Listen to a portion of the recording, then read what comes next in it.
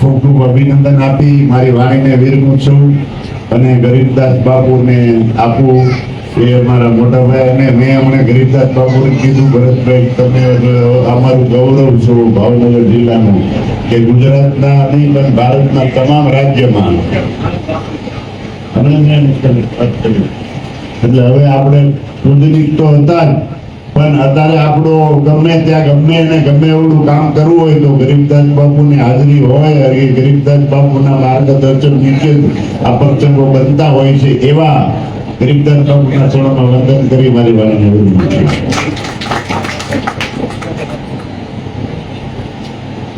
રામં રામાનુજં સીતામ ભરતં ભરતાનુજં સુગ્રીવં વાયુપુત્રં ચ પ્रणमामि पुनः पुनः.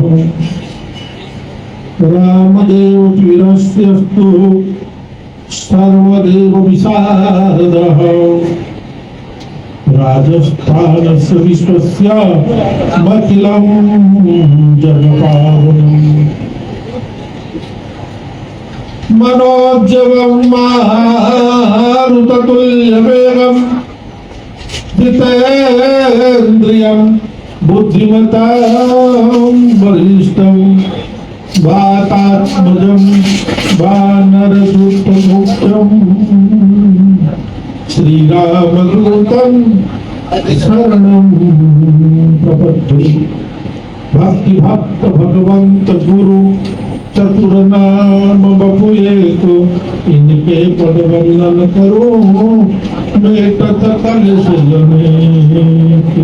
गुरु ब्रह्मा गुरु विष्णु गुरुदेवो महेश्वरः.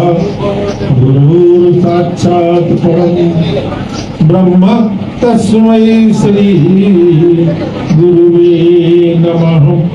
श्री राम में सब जग जाने, करूं प्रणाम જો જુગ પાની. આદરણીય મંચાસન ભગવાન શ્રી રામદેવ બાપાના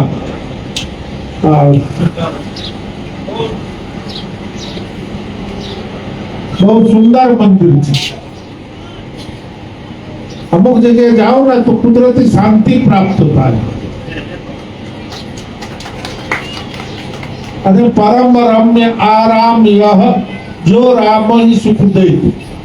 ઈ આશ્રમ છે જે આશ્રમ ને અંદર પ્રવેશ કરતા બાહ્ય ચિંતા બધા બહાર રહી જાય,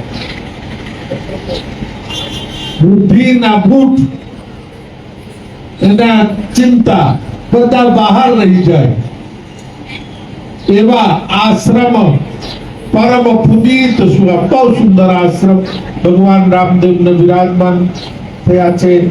અને સુંદર ભીતર પરિક્રમા પણ એવી સરસ છે અને ખૂબ આનંદદાયક સ્થળ અને એકદમ જગ્યા નાનું છે પણ પ્રભાવ મોટું છે. નાનામાં પ્રભાવ એટલી મોટું છે અને આવા સુંદર મજાના ભગવાન રામદેવ ને અને સાથે બિરાજિત સ્વામી ગણેશજી હનુમાનજી સહિત બધી દેવી દેવતાઓ સપરિવાર રામદેવ પ્રેમ ચરણોમાં કોટી કોટી વંદન. અને મારા જમણા બાજુ વિરાજમાન મહામંડલેશ્વર અંબિકા પીઠાધીશ્વર પરમ પૂજ્ય રમજુ બાપુ એમને ચરણોમાં વંદન.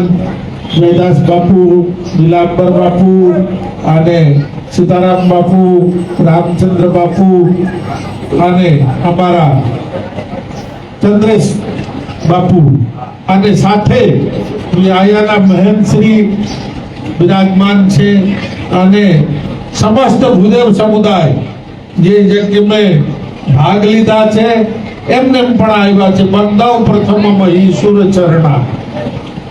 શાસ્ત્રમાં એવું વર્ણન છે પહેલા બંધન પૃથ્વી પર ભૂદેવોને જ છે,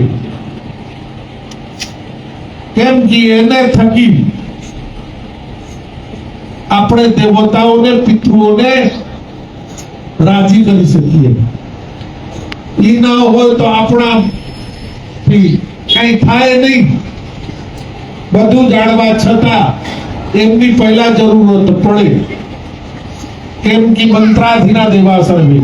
બધે દેવી દેવતાઓ મંત્રને આધીન છે અને ઈ મંત્ર ભૂદેવોને આધીન છે, ભૂદેવોને પડખે છે. અને તમે જતા ગામડામાં અમુક ભાઈ હોય અને પીછી ઉતારવાનું મંત્ર યા પદ્ધતિ ખબર હોય અને એ છેટા બેઠા હોય, તમે બેઠા હું બેઠા એમ છેટા બેઠા હોય, એ બોલે મંત્ર બોલે એટલે ભીછી એની વાત માને, ઉતરવા માંડે. અને ભીક્ષુએ મંત્રની તાકાતને માનતા હોય તો દેવી દેવતા અને વૈદિક મંત્ર, પૌરાણિક મંત્ર, તંત્રોક્ત મંત્ર, શાસ્ત્રોક્ત મંત્ર, આવા મંત્રોના જે જ્ઞાતા હોય એ તો વંદનીય છે.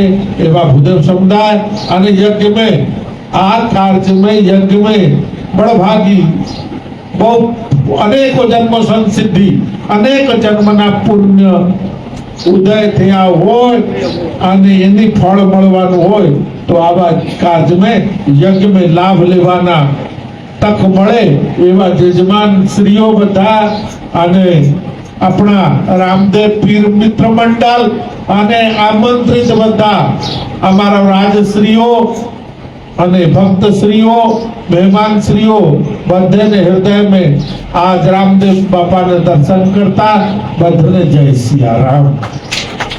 પ્રેમથી જયકારા બોલજો. બોલીએ રામદેવ બાપાની જય, યજ્ઞ નારાયણ ભગવાન કી જય. જયકારા થોડી જોરથી બોલવાનું પડઘો પડે, કેમ કે સપ્તમેકાક્ષરમ બ્રહ્મ. પૃથ્વી પર બ્રહ્મ નામની કોઈ વસ્તુ છે, દેવ નામની કોઈ વસ્તુ છે તો ઈ શબ્દ છે, ઈ શબ્દ છે અને શબ્દ બ્રહ્મ છે, શબ્દ બ્રહ્મ છે. જ્યારે વિદ્વાનો બધા ભેગા થયા, શાસ્ત્રજ્ઞ બધા ભેગા થયા, સંતો બધા ભેગા થયા ત્યારે વિચાર થયો અને બધાએ કીધા, બધાએ એક એક વસ્તુ પર વિચાર કરતા હતા.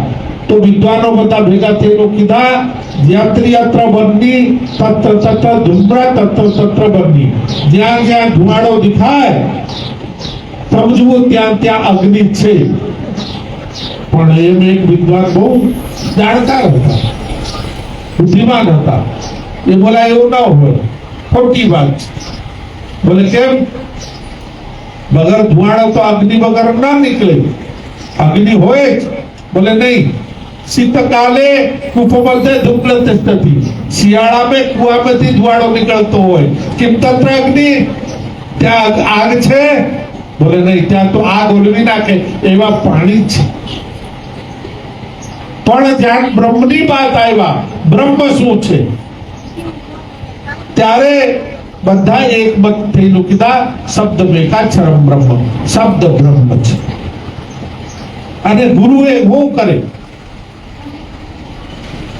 કાન ફૂંકે, કાન ફૂંકે એટલે ફૂંક ના મારે, મંત્ર આપે. મંત્ર એવું છે, શબ્દ છે. મંત્ર એવું છે, શબ્દ છે. ગુરુ જે મંત્ર આપે એનાથી શિષ્યના કલ્યાણ થાય અને સંસારના બધા સુખ પ્રાપ્ત કરીને યમ યમ ચિંતયતે કામમ, જે જે કામના કરે એ કામના પોતાને મળે પૂર્ણ થાય, અંતે ભગવત ધામ પણ પ્રાપ્ત થાય. એનાથી ગુરુના મંત્રની પ્રવાપતિ. જપા સિદ્ધિ જપા સિદ્ધિ જપા સિદ્ધિ વરાનને. હે સુમુખી, હે પાર્વતી, શંકરજી કહે છે જપ કરવાથી સિદ્ધિ પ્રાપ્ત થાય છે. એટલે સદગુરુ ધુનીસામ બાપુ એ કહેતા, દીકરા બેહી જા અને એકાક્ષરી મંત્રના જાપ કર. હ્રીમ એકાક્ષરમ મંત્ર. બાપાએ પહેલે હ્રીમ મંત્ર દેતા, પછી એ મંત્ર આગળ કોઈ પણ મંત્ર લગાવી દીધો એને જાપ કરતા. હ્રીમ ક્લીમ એમ શ્રીમ બમ, એ અમુક બીજ મંત્રને પ્રભાવથી મનુષ્ય બધા સિદ્ધિઓ પ્રાપ્ત કરી શકે છે, બધા કાર્યના સિદ્ધ થાય છે. એ શબ્દ એકાક્ષરમ બ્રહ્મ, એ શબ્દ બ્રહ્મ છે. તચ્ચેક વિભુનિત્યમ ચ, શાશ્વત છે. આપણે જે કંઈ બોલીએ એ શબ્દ આકાશમાં જઈને ફર્યા કરે, શાશ્વત ભ્રમણ કર્યા કરે અને સમય પર તમારું કાર્ય સિદ્ધ થાય, સિદ્ધ કરે.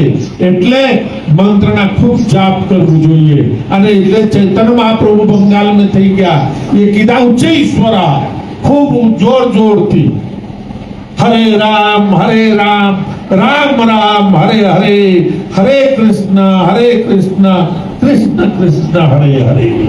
ખૂબ ઉચ્ચ ઈશ્વરથી મંત્રની જાપ કરવું જોઈએ. અને સિદ્ધ સંતોએ કીધા છે અપાંશુ જાપ કરવું જોઈએ અને શાંતિથી હૃદયની અંદર જાપ કરવું જોઈએ, પણ મન ભટકે નહીં.